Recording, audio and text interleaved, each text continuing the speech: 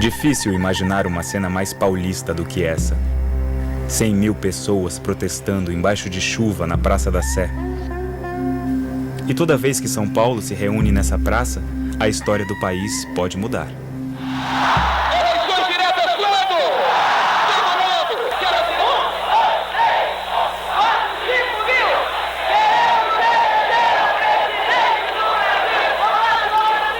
mil! Em 1932, estavam lá Ferreirinha, estudante de Direito, Juliano Meira, jornalista de um dos maiores jornais do país, e Toledo, dono de uma barbearia no Largo São Bento.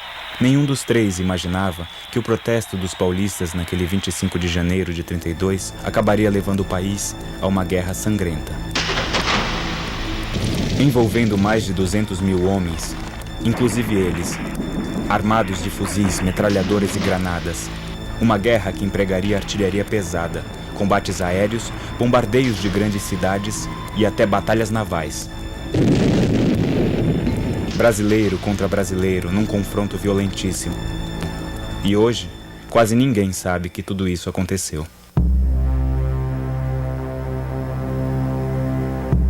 A história da Guerra de 32 começa antes de Juliano, Toledo e Ferreirinha nascerem, 40 anos antes do comício da Praça da Sé, quando os militares brasileiros derrubaram o imperador e deram início à República.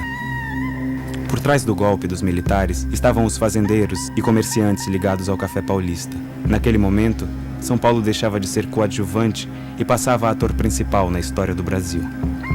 Nos primeiros 40 anos da República, mudavam os presidentes, mas o modo de governar era sempre o mesmo: defender a qualquer custo a economia do café, principal produto de exportação do país. A produção de café, que não era vendida no mercado, o governo comprava e queimava se fosse preciso. O importante era manter o preço do café lá em cima. E não adiantava reclamar, porque as eleições eram fajutas. Menos de 5% dos brasileiros votavam, e os resultados eram manipulados pelos partidos republicanos estaduais, controlados pelos fazendeiros. Era o auge do coronelismo e do voto de cabresto. As cidades cresciam. Milhares de imigrantes chegavam, o país mudava, mas os coronéis não percebiam. Em 1929, mesmo ano em que Toledo assumiu a barbearia do pai, Juliano começou a trabalhar no jornal e Ferreirinha entrou na faculdade de Direito, a Bolsa de Nova York quebrou. O abalo da economia internacional causou forte crise no mercado do café. O desemprego e a fome aumentaram. No Brasil, as reivindicações dos trabalhadores eram resolvidas pela polícia com prisões e pancadas. A classe média, que já não tinha espaço político, sentiu-se estrangulada economicamente. Uma das poucas alternativas que os jovens da classe média tinham era seguir a carreira militar: cabo, sargento, tenente.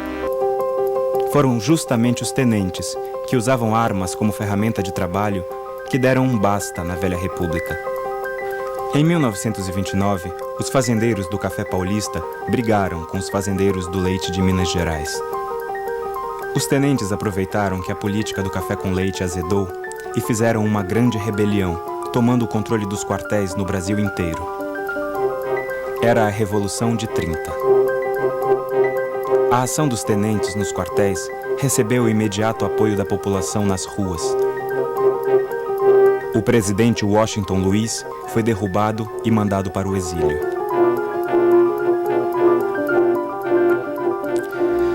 A República Velha morria, de morte matada, aos 41 anos de idade.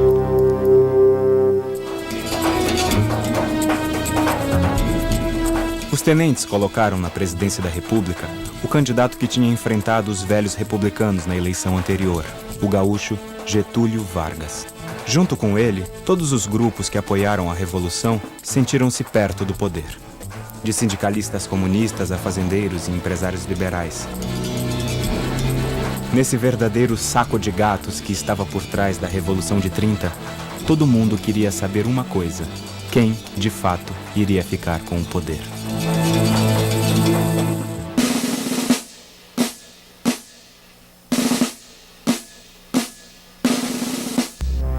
Em São Paulo, jovens liberais do Partido Democrático apoiaram a Revolução de 30. Por isso, esperavam que Getúlio nomeasse para o governo do estado Francisco Morato, homem do Partido Democrático. Em vez disso, Getúlio nomeou João Alberto, um tenente pernambucano que tinha participado da Revolução nos quartéis.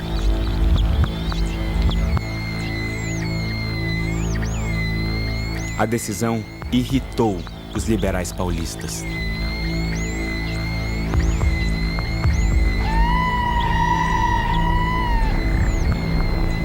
Nos 2 primeiros meses de governo, João Alberto autorizou um comício do Partido Comunista na Praça da Sé.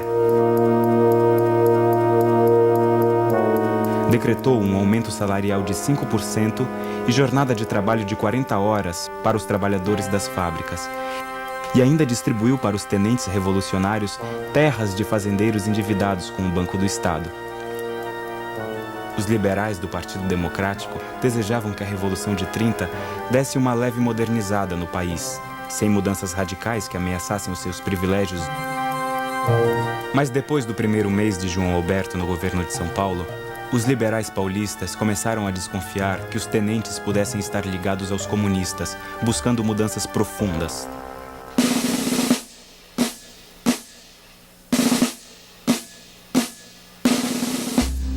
Não eram só as elites que estavam descontentes com o tenente interventor de São Paulo. Os pequenos comerciantes e funcionários públicos paulistas também se irritaram quando João Alberto começou a distribuir os cargos públicos do governo paulista entre os seus colegas militares que chegavam de outros estados.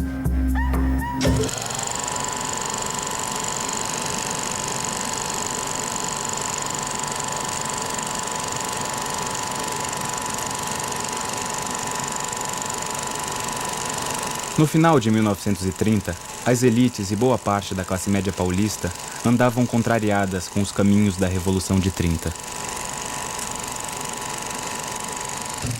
No primeiro dia de 1931, o jornal O Estado de São Paulo publicou um artigo que pedia a eleição de um Congresso Constituinte. Getúlio tinha fechado o Congresso e nomeado interventores para os estados. Segundo o jornal, já era a hora do país voltar à normalidade democrática. A defesa da Constituinte repercutiu em todo o país. Na semana seguinte, o presidente Getúlio Vargas respondeu ao jornal paulista através de um tenente de sua confiança, Juarez Távora. O tenente declarou que era cedo para eleições, alegando que a máquina dos velhos republicanos ainda podia manipular os resultados eleitorais. Declarou ainda que os paulistas só pensavam em si e não no Brasil. O tiro saiu pela culatra. Ao atacar São Paulo, o porta-voz de Getúlio acabou unindo os paulistas contra os tenentes e o próprio Getúlio. Os estudantes de direito do Largo São Francisco passaram a fazer pequenos comícios contra a ditadura de Getúlio, pedindo a Constituição urgente. Inflamaram a população a tal ponto que o tenente interventor de São Paulo, João Alberto, resolveu passar a repressão policial. Entre os dias 3 e 4 de abril de 1931, 18 pessoas ligadas ao Partido Democrático foram presas. O jornal A Gazeta, que fazia oposição aos tenentes, foi invadido e destruído por ordem de João Alberto.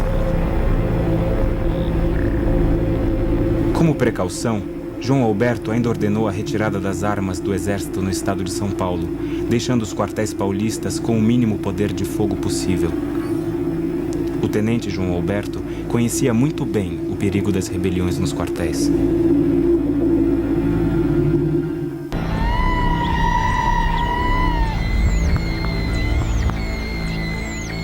A causa paulista por eleições e Constituição ganhou adeptos no Rio Grande do Sul e no próprio Rio de Janeiro, capital do país na época. Getúlio e os tenentes viam o cerco se fechar contra eles. Para evitar que a casa caísse e acalmar os ânimos dos paulistas, Getúlio resolveu tirar João Alberto de São Paulo e nomeá-lo chefe de polícia no Rio. O novo interventor nomeado no lugar de João Alberto, Coronel Rabelo, também era ligado aos tenentes. Os liberais paulistas acharam que Getúlio estava trocando 6 por meia dúzia, tentando empurrá-los com a barriga. Em 17 de janeiro de 32, os liberais do Partido Democrático romperam de vez com Getúlio. Juntaram-se aos velhos republicanos da República Velha e fundaram a Frente Única, para lutar pela Constituição e um governador paulista. No dia 25 de janeiro, foi organizado um grande comício na Praça da Sé, contra os tenentes e a ditadura de Getúlio Vargas, a favor da Constituição.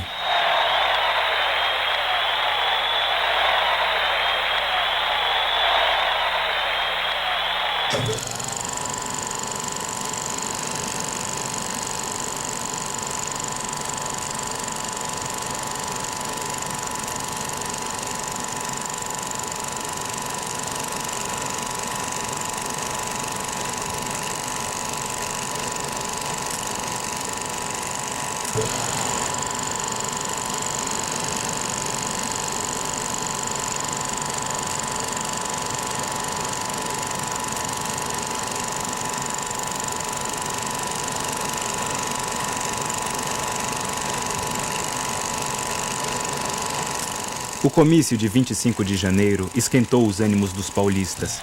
Os estudantes passaram a agitar a cidade. Neste comício, Ferreirinha está chamando os tenentes de eunucos de Getúlio. A mídia multiplicava os efeitos dos comícios na população. Para cutucar o orgulho dos paulistas, a imagem dos bandeirantes como heróis da terra foi estampada por toda a parte. Getúlio e os tenentes temiam que a fúria paulista contaminasse o país. No dia 25 de fevereiro, à meia-noite, caminhões com tropas do governo federal pararam na Praça Tiradentes, no Rio de Janeiro. Desceram 12 oficiais e 80 soldados. Entraram no jornal Diário Carioca, que defendia a Constituição e atacava os tenentes. Quebraram tudo. 5 redatores e 6 tipógrafos ficaram feridos. A mesma coisa tinha acontecido poucos dias antes em Belém.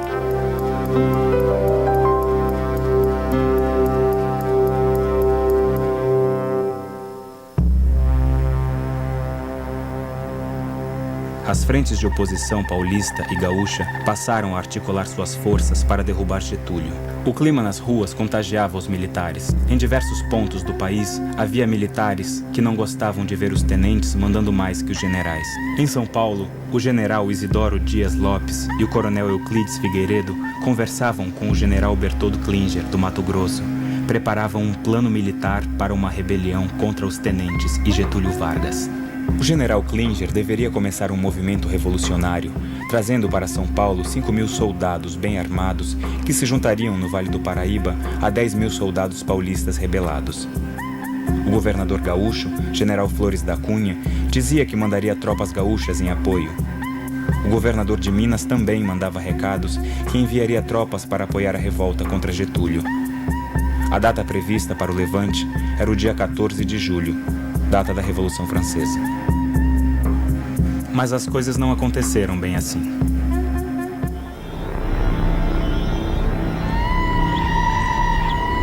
Boatos sobre a conspiração chegavam até o Rio. Para botar água fria na fervura, Getúlio prometeu ao país eleições e um congresso constituinte para o ano seguinte. Mas era tarde demais. No dia 22 de maio de 32, os estudantes paulistas organizaram vários comícios e passeatas pela Constituinte já. Invadiram cinemas, convocando a população, ocuparam a Rádio Record e discursaram para soldados na frente dos quartéis. Os caras pintadas daquela época eram um pouco mais exaltados que os de hoje. Empolgados com a participação popular, os estudantes armaram-se de fuzis e revólveres e resolveram invadir naquela mesma noite a sede política dos tenentes, na Praça da República.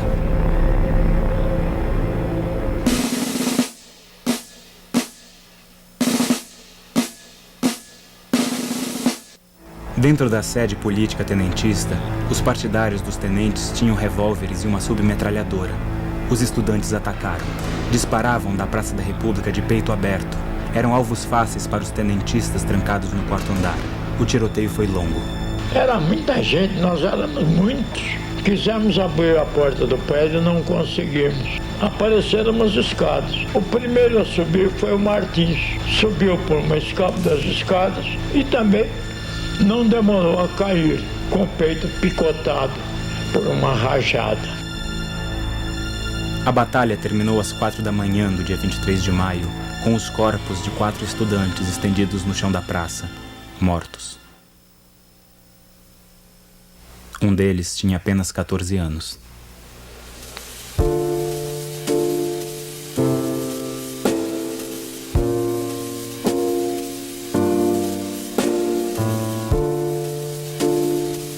Naquele 23 de maio, São Paulo parou para o enterro dos 4 estudantes mortos. Nos dias seguintes ao 23 de maio, os estudantes fundaram o MMDC, sigla formada com as iniciais dos 4 estudantes, Miragaia, Martins, Drauzio e Camargo.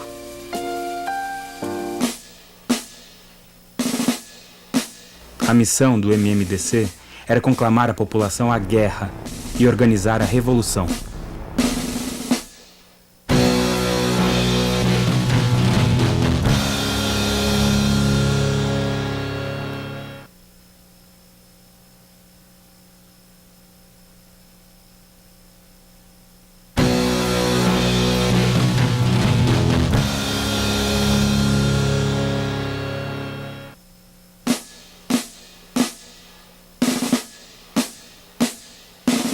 A morte dos estudantes no tiroteio contra os tenentistas na madrugada de 23 de maio pressionou os militares que conspiravam contra Getúlio a anteciparem a data da Revolução.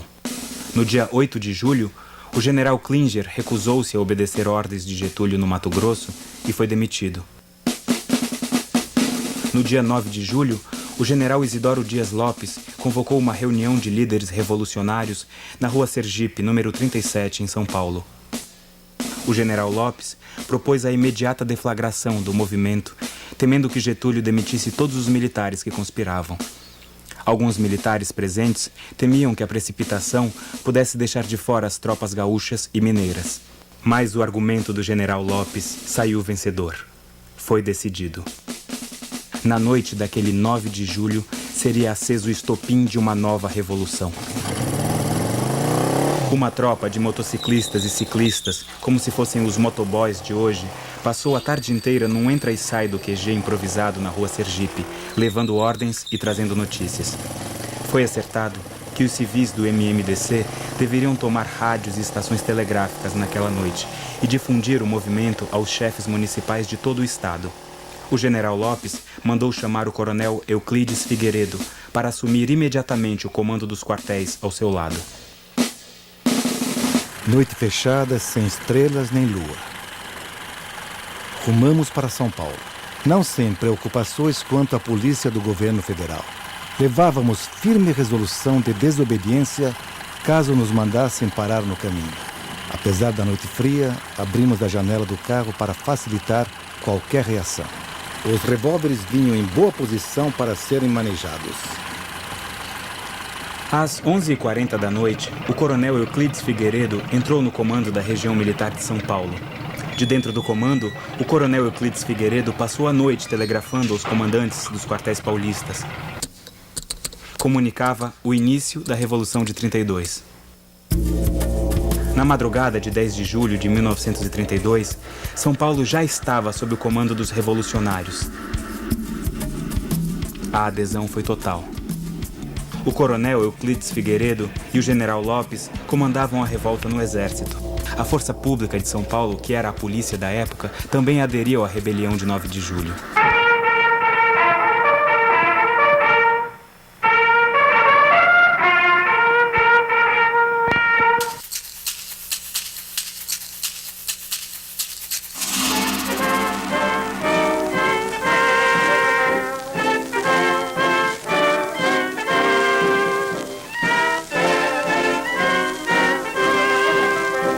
Ao amanhecer do dia 10, as primeiras tropas paulistas desfilavam pelas ruas da cidade para o delírio da multidão.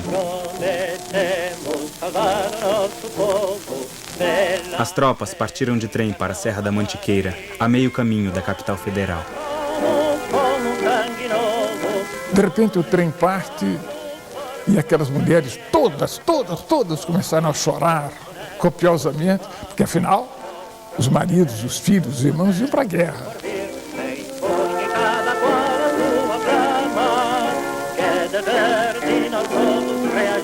Os jornais anunciavam a guerra e conclamavam os jovens paulistas a se alistarem e seguirem para o fronte.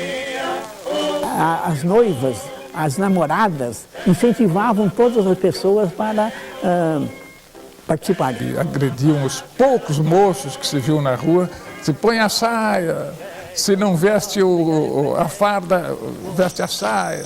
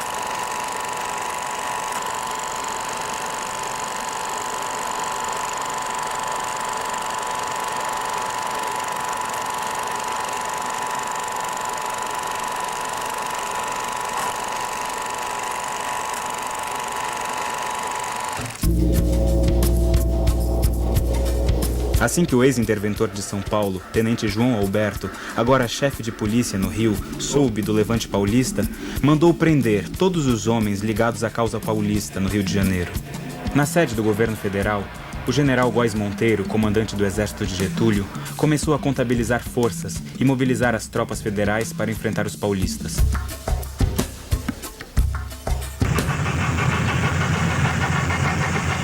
As tropas paulistas que saíram de trem sob o comando do coronel Euclides Figueiredo estacionaram na Serra da Mantiqueira e ocuparam o túnel da Estrada de Ferro Central do Brasil, ponto estratégico para o deslocamento de tropas entre Rio e São Paulo.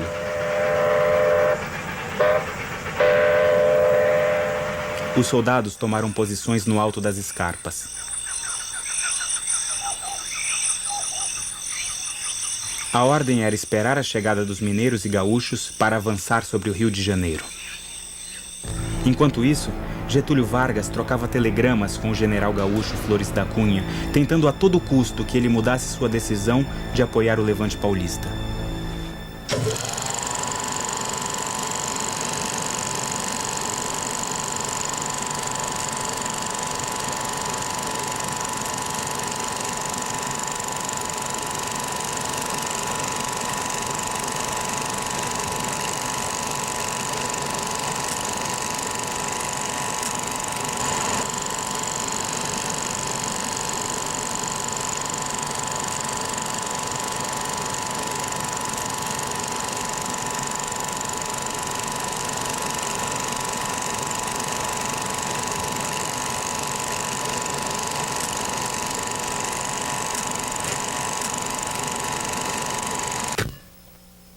Marca o passo, soldado, não vê que esta terra foi ele quem fez. Depois de ocupar a região do túnel, o Comando Militar Paulista passou a enviar batalhões de voluntários e soldados da Força Pública para o sul do estado. Os homens partiam alegres, achavam que estavam indo confraternizar-se com tropas aliadas que chegavam do sul.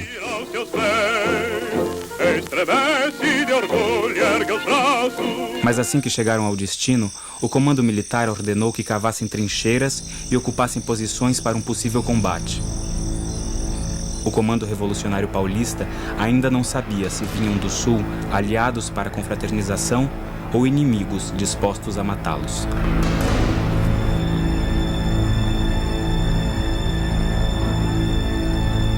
Em 12 de julho, o general Klinger finalmente chegou do Mato Grosso. Mas vinha acompanhado apenas de alguns oficiais. Como havia sido demitido antes da hora por Getúlio, o general Klinger não conseguiu levantar os quartéis. Por isso, as esperadas tropas de 5.000 soldados não vieram, nem a artilharia pesada que os comandantes paulistas tanto esperavam. Como se fosse pouco, do Rio de Janeiro ainda chegava mais uma notícia ameaçadora. navios de guerra da Marinha haviam partido da Baía da Guanabara em direção ao litoral paulista.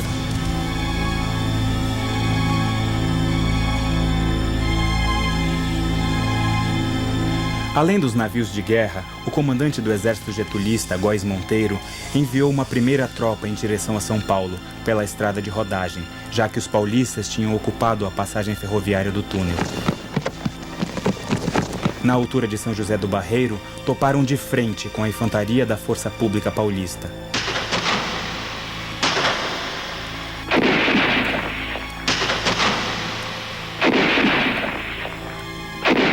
Cariocas e paulistas trocaram naquele 13 de julho os primeiros tiros da guerra. A tropa, enviada por Góes Monteiro, não conseguiu avançar pela rodovia e recuou. A guerra seria mais longa que os dois lados imaginavam.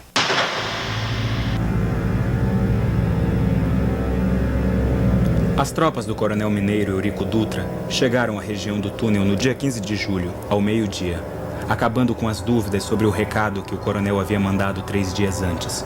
Os mineiros chegaram atirando. Os soldados paulistas não tiveram tempo para lamentações.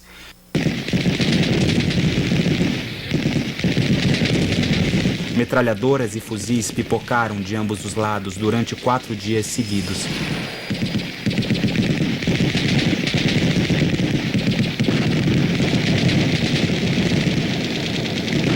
Os paulistas perderam algumas posições, mas conseguiram manter o estratégico túnel sob o seu controle.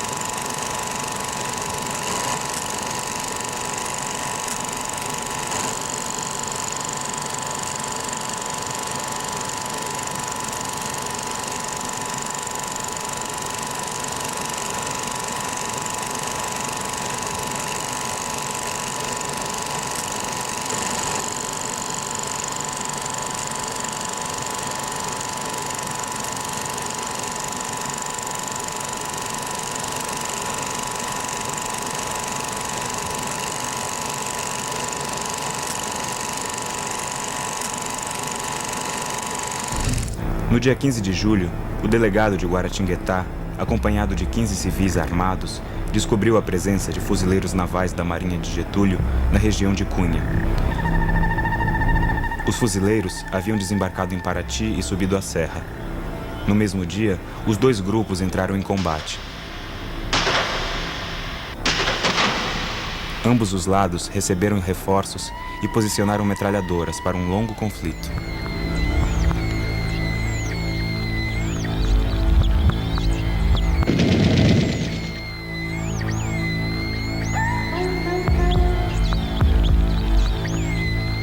Na frente sul, os paulistas que esperavam os gaúchos para a festa também tiveram uma grande surpresa. Chegaram mais de 6.000 soldados vindo dos 3 estados sulinos. Vinham por todos os lados, mandando bala nos paulistas.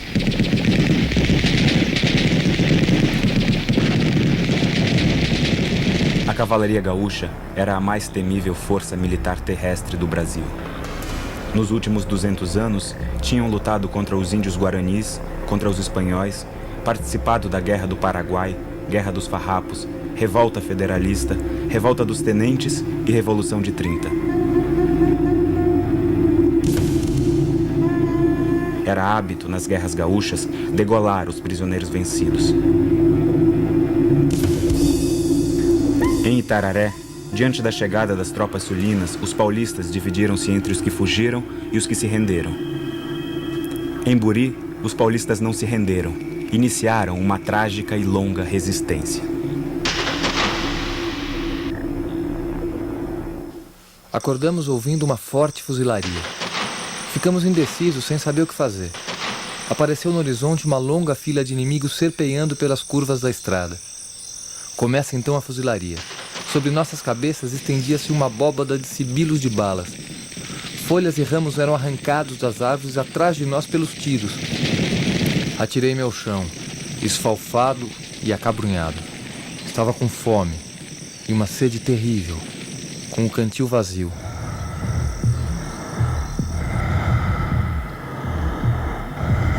Terminado o primeiro mês de guerra, o Comando Militar de São Paulo possuía um quadro nada animador da situação.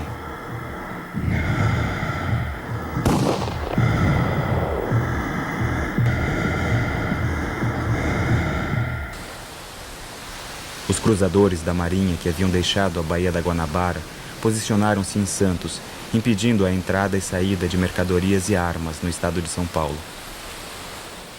A Força Pública Paulista, polícia da época, havia mandado 12.000 soldados armados para as trincheiras.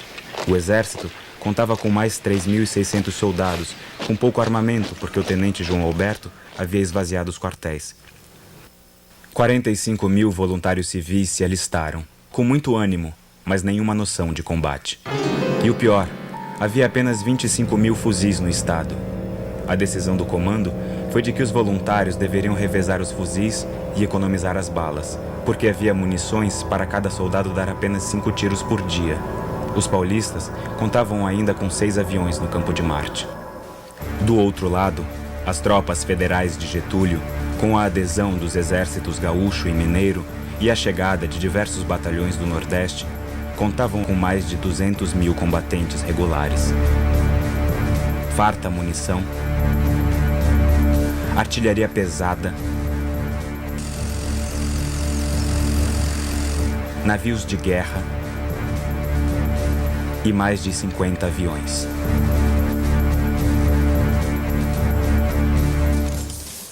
Apoiado por jornais e rádios, o Comando Paulista não relatava a dificuldade da situação para não esfriar os ânimos da população. Só as vitórias eram divulgadas. A imprensa de São Paulo, os jornais, que era o que predominava, controlados pelo governo, todos os dias nos diziam que as nossas tropas estavam avançando, ganhando, né? Mas o meu professor de geografia, vizinho de casa, comentava comigo, como é que a geografia não coincide com a notícia? Se eles estão de tal lugar para tal lugar, eles estão recuando e não ganhando. A riqueza suprema, a única riqueza que São Paulo quer, a vitória, a vitória, a vitória. Os feitos heróicos dos combatentes se espalhavam pelo estado com incrível rapidez. As derrotas corriam como boatos atribuídos a traidores.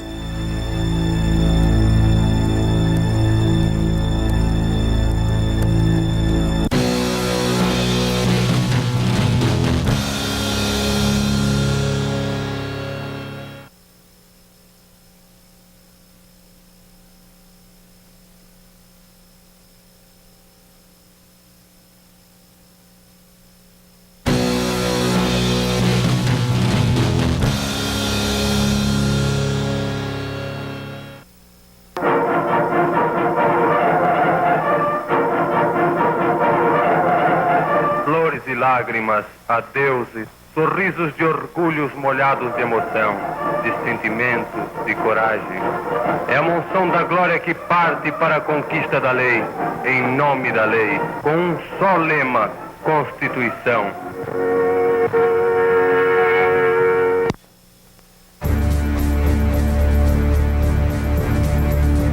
Jornais e rádios paulistas punham lenha na fogueira da guerra, acusando Getúlio de ser um ditador e usando a imagem dos bandeirantes para despertar o heroísmo nos combatentes. Do lado getulista, o país era informado que São Paulo lutava pelo retorno de seus antigos privilégios. Outra versão divulgada pelas rádios getulistas era que São Paulo estava dominada pelos italianos que queriam se separar do Brasil. O lado do governo chegou a treinar gente com fala paulista para dizer nas rádios do Norte que São Paulo estava dominado por um partido comunista que tinha um chefe chamado Matarazzo, que estava separando o São Paulo da federação. e que estes comunistas que estavam dominando São Paulo iriam acabar com a religião, enforcar os padres, destruir os altares.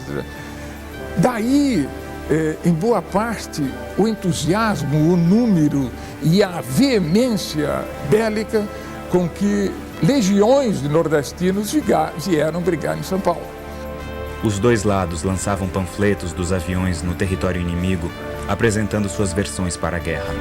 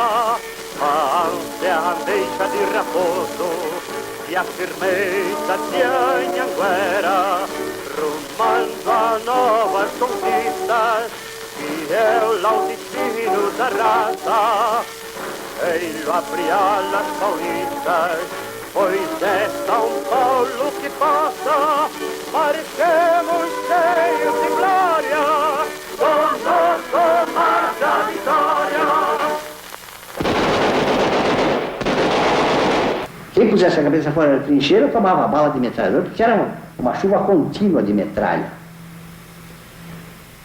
E por baixo desse guarda-chuva protetor, vinham os soldados do terceiro aéreo se arrastando para aproximar-se da trincheira para tomá-la de assalto. Porque nós não punhamos a cabeça fora da trincheira, mas com um espelho na ponta de um pau, punhamos o espelho assim e víamos quando os soldados se aproximavam. Nessa hora, granada em mão, tirava aquele grampo e de dentro da trincheira, sem pôr a cabeça para fora, jogávamos a granada em mão nos soldados.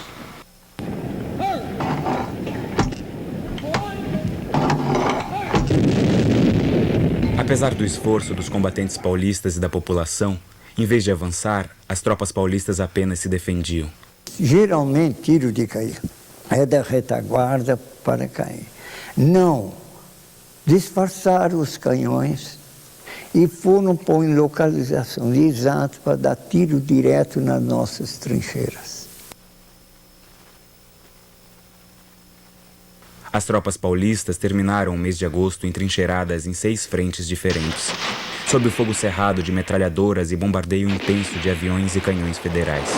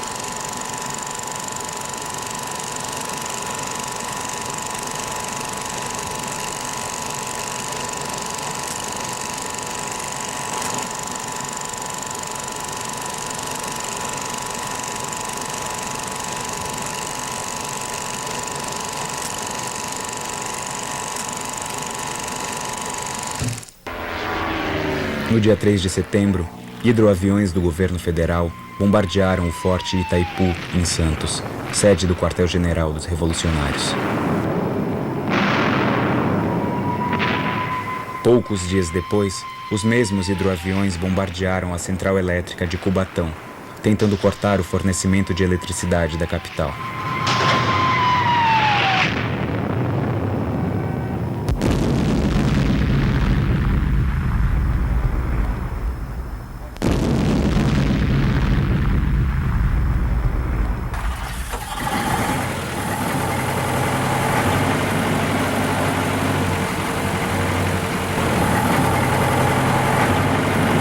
Em resposta, um avião paulista mergulhou sobre o navio de guerra getulista, disparando sua metralhadora.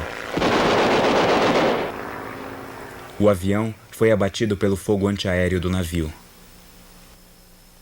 Morreram no mar o metralhador Mário Bittencourt e o piloto José Gomes.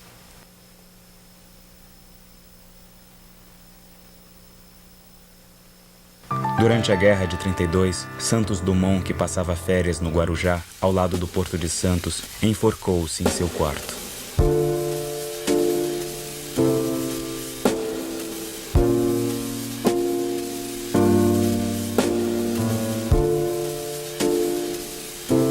O inventor do avião havia declarado várias vezes que não suportava ver sua invenção utilizada para que irmãos se matassem.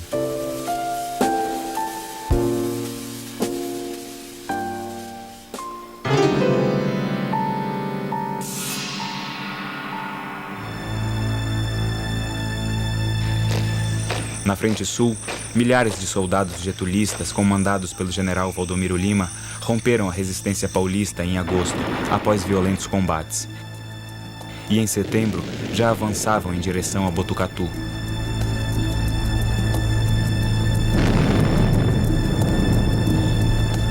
Uma noite de domingo, nós estávamos fazendo o footing na Rua Amando, que era a rua principal da cidade, quando eu percebo o povo murmurando, gritando, correndo, e num minuto a rua esvaziou. E meu pai, que nunca se preocupou com os meus passeios noturnos, estava vindo para me apanhar. Vamos para casa depressa, depressa. Os gaúchos estão chegando. Eu disse, mas como? Nós estamos ganhando, estão aí entrando, né? Isto é, houve um choque entre a notícia e a realidade. Na frente mineira, os paulistas também perdiam posições.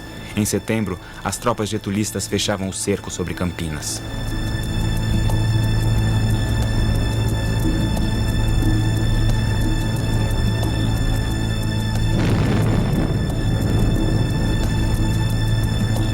Os vermelhinhos, como eram chamados os aviões getulistas, começaram a sobrevoar e despejar bombas de mais de 40 quilos sobre Campinas.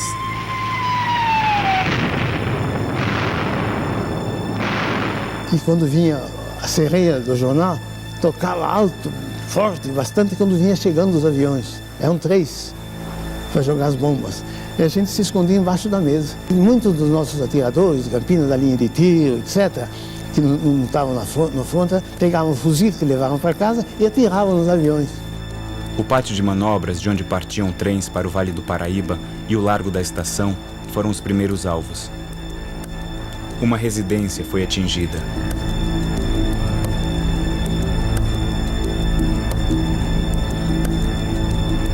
No dia seguinte, campineiros que partiam da estação em um bonde foram feridos no bombardeio aéreo. O menino Aldo Chiorato morreu. Eu estava na estação, onde caiu uma bomba e matou um menino de 8 anos. Filho do tintureiro que morava na Avenida Campos Sales. Meia Campinas acompanhou inteiro do menino. Foi uma coisa muito triste. Essas informações chegavam à capital paulista, causando um princípio de pânico na população, que já estava apavorada desde que os vermelhinhos getulistas começaram a sobrevoar a cidade e lançar bombas no aeroporto do Campo de Marte.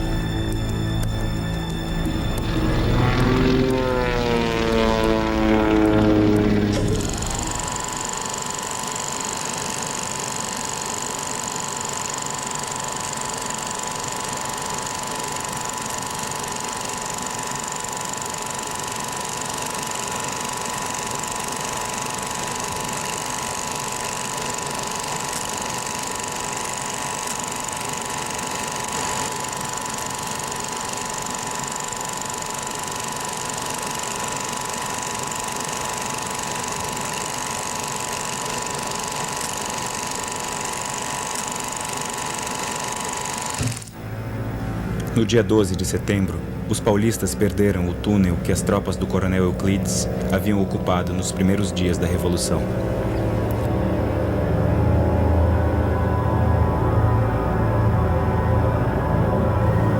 Foi uma perda dramática, em que os soldados paulistas eram metralhados enquanto recuavam. Nos dias seguintes, tropas getulistas tomaram Cruzeiro, obrigando os paulistas a abandonar as posições que mantinham em Cunha e recuar até Aparecida do Norte. Os confrontos na frente do Vale do Paraíba causaram centenas de mortes durante os 3 meses de combate.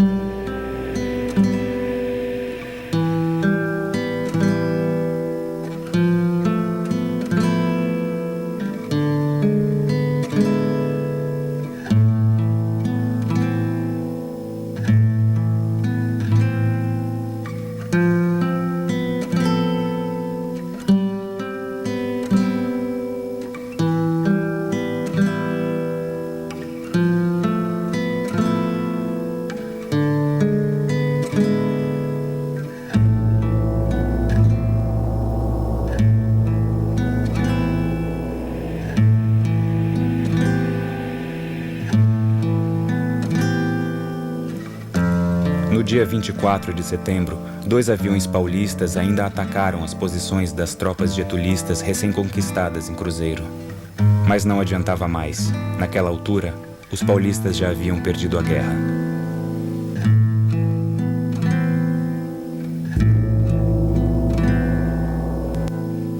Rompidas todas as frentes, Campinas e Santos bombardeadas, o comando revolucionário e a população temiam o bombardeio e o ataque à cidade de São Paulo. À 1h da madrugada do dia 29 de setembro, o general Klinger passava um telegrama a Getúlio Vargas. Doutor Getúlio Vargas, com o fito de não causar à nação mais sacrifícios de vida nem danos materiais, o comando das forças constitucionalistas propõe imediata suspensão das hostilidades em todas as frentes, a fim de serem assentadas as medidas para o término da luta armada. General Berthold Klinger. Às 7h30 da manhã, chegava um telegrama com a resposta de Getúlio. General Klinger, acusando o recebimento vosso telegrama, respondo que para o fim nele proposto, deveis enviar emissário ao general Góes, para combinar com este as medidas necessárias ao encerramento das hostilidades. Getúlio Vargas. Os emissários de Klinger foram até Cruzeiro, onde o general Góes Monteiro havia postado seu comando. Góes Monteiro não aceitou o acordo proposto em que os 2 lados deveriam baixar armas. Exigia a rendição dos paulistas. O coronel Euclides Figueiredo, que havia recuado com suas tropas e estava entrincheirado perto de Aparecida, preferia lutar. Lideranças políticas em São Paulo também recusavam a rendição e defendiam a luta até o fim. Mas no dia 2 de outubro, o comandante da Força Pública Paulista, coronel Herculano de Carvalho, mandou seus 12.000 homens baixar armas e acatar a derrota. Sem eles, o coronel Euclides Figueiredo não podia mais resistir, mas ainda assim não aceitava a rendição. Enquanto nas trincheiras os paulistas se entregavam ou simplesmente retornavam para suas casas, o coronel Euclides decidiu partir para o Mato Grosso, onde os constitucionalistas ainda lutavam. Seguiu em um trem com 55 vagões, carregados com metralhadoras, canhões e tropas dispostas a continuar a luta. Atrás dos 55 vagões ia o trem blindado. Na madrugada de 3 de outubro, o coronel Euclides recebeu informações que o coronel Herculano de Carvalho havia entrado em entendimento com Góes Monteiro. As tropas da própria Força Pública Paulista tomavam posições para impedir sua passagem de trem por Jacareí. Euclides e seus homens abandonaram o trem no caminho e se dispersaram. A guerra acabava.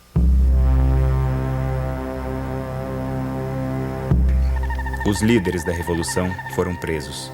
Os focos de resistência constitucionalista no Mato Grosso e no Rio Grande do Sul foram sufocados. Os homens da Força Pública Paulista, comandados pelo coronel Herculano de Carvalho, mudaram definitivamente de lado e passaram a obedecer Getúlio. Reprimiram o agrupamento de paulistas nas ruas e desarmaram os voluntários que voltavam para a cidade de São Paulo. No dia 6 de outubro, o general Valdomiro Lima, que comandou a vitória getulista no Sul, foi nomeado governador de São Paulo por Getúlio Vargas. Nos primeiros dias de novembro, o tenente João Alberto em pessoa embarcou os líderes civis e militares da Revolução Constitucionalista em um navio-presídio. Os líderes da Revolução de 32 foram mandados para o exílio em Lisboa.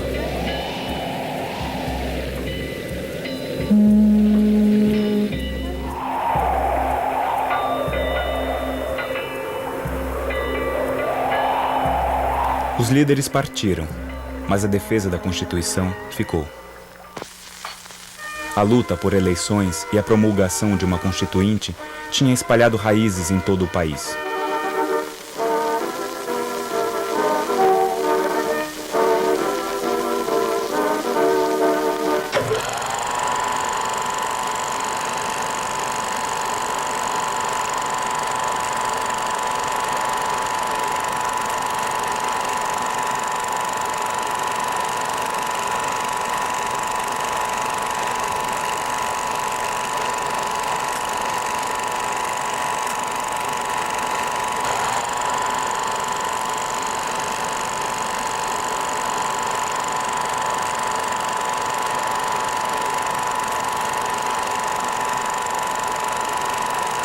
Em 1933, realizaram-se em todo o Brasil eleições para o Congresso Constituinte. Em 34, a nova Constituição foi aprovada. Em 37, Getúlio fechou novamente o Congresso e instituiu uma ditadura que durou 8 anos.